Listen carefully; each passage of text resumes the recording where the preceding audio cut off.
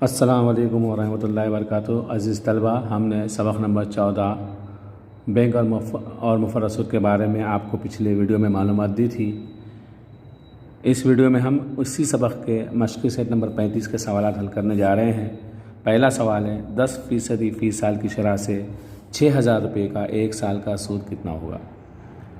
10% फ़ी साल यानी कि एक साल में 10% यानी कि 100 रुपये पे 10 रुपये के हिसाब से 6000 रुपये का सूद कितना होगा। अब जैसे जैसे यहाँ पर सूद की जैसे यहाँ पर असल ज़र बढ़ता जाएगा, वैसे वैसे ही 100 रुपये पर 10 रुपये के हिसाब से सूद भी बढ़ता जाएगा। तो यहाँ पर असल ज़र है, असल रकम है 6000 रुपये, मुद्दत है 1 साल, शरह 10% यानी कि 100 रुपये पे 10 रुपये, सूद मालूम करना है हमको कितना है। इसके लिए हम फ़र्ज़ करेंगे कि फ़र्ज़ करो कि 6000 रुपये का एक साल का सूद 100 रुपये होगा। हम क्या फ़र्ज़ करेंगे कि 6000 रुपये का एक साल का सूद कितना होगा, 100 रुपये होगा। और इसलिए 6000 रुपये का सूद 100 रुपये और 100 रुपये का सूद 10 रुपये है, ये हमको मालूम है। यहाँ पर जो मसावत तैयार हुई है, इस मसावत को हम क्या करेंगे, 6000 से ज़रब देंगे, यानी कि हम तरफ़ैन को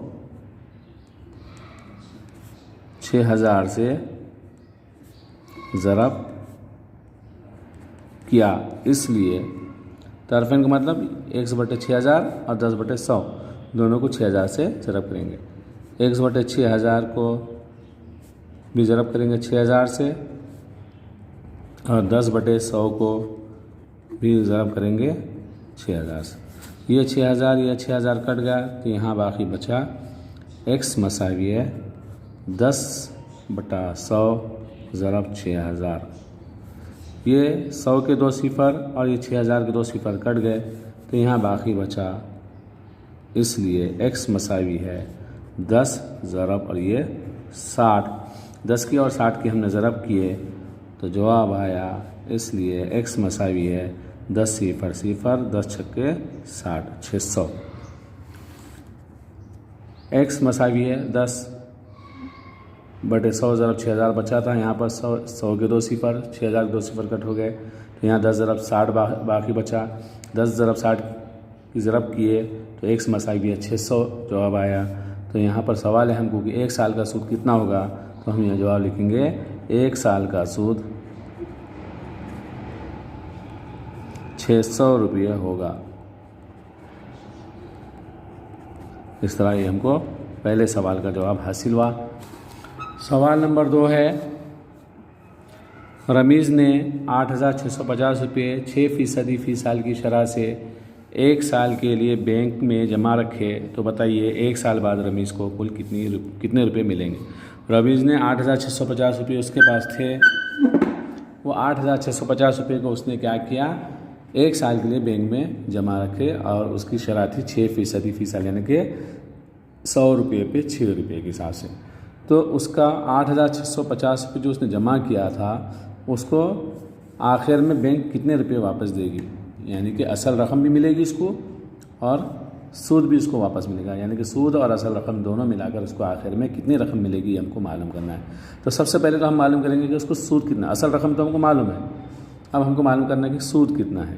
तो सूद मालूम करने के लिए हम क्या करेंगे, लिखेंगे फ़र्ज़ करो कि 8650 रुपये का सूद 100 रुपये होगा। इसलिए 8650 का सूद x मसावी है 100 रुपये पे कितना है, 6 रुपये। यहाँ पर मसावत जो तैयार हुई है, तो हम क्या करेंगे, तरफ़ैन को यानी कि 1/8650 और 6/100 दोनों को 8650 से ज़रब करेंगे।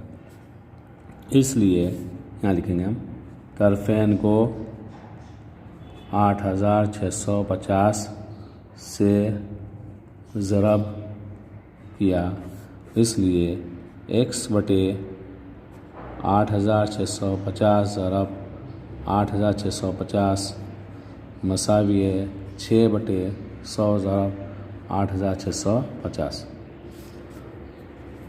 ये 8650 या 8650 दोनों कट हो गए, तो यहाँ बाकी बचा x मसावी है 6 बटा 100 ज़रब 8650।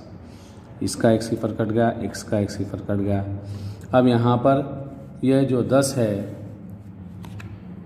6 बटे 100 ज़रब 8650 था, तो यहाँ पर इसका एक सिफर कट गया, इसका एक सिफर कट गया, तो यहाँ बाकी बचा 10 और यहाँ 865 है, तो ये 865 10 और 10 दोनों 5 से तकसीम होते हैं, इसलिए 5 से तकसीम करेंगे।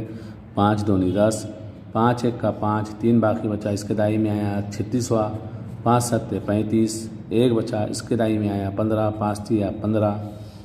अब ये 2 से 6 तकसीम होता है, 2 1 का 2, 2 तिया 6, इसलिए x मसावी है 3 ज़रब 173।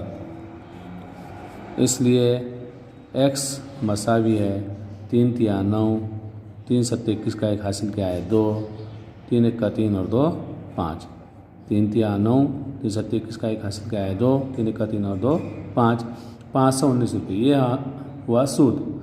अब उसको कितनी रकम मिली? कुल रकम यानी कि कुल रकम यानी कि कुल ज़र कितना मिला उसको? असल ज़र और सूद दोनों मिलाकर, असल ज़र और सूद दोनों मिलाकर, यानी कि असल ज़र में हम सूद जमा करेंगे। असल ज़र है 8650 रुपये, जमा सूद है 519 रुपये, दोनों की जमा करेंगे।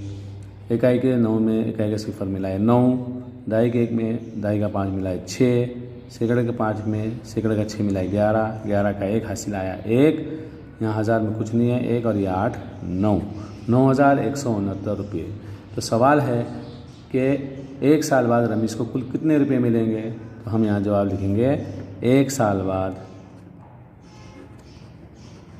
रमीज़ को कुल 9169 रुपये मिलेंगे। ये हमारा जवाब हासिल हुआ। इस तरह ये हमने सवाल नंबर 2 हासिल किए, सवाल नंबर 2 को हल किया। अब इसके बाद सवाल नंबर 3 हल करेंगे।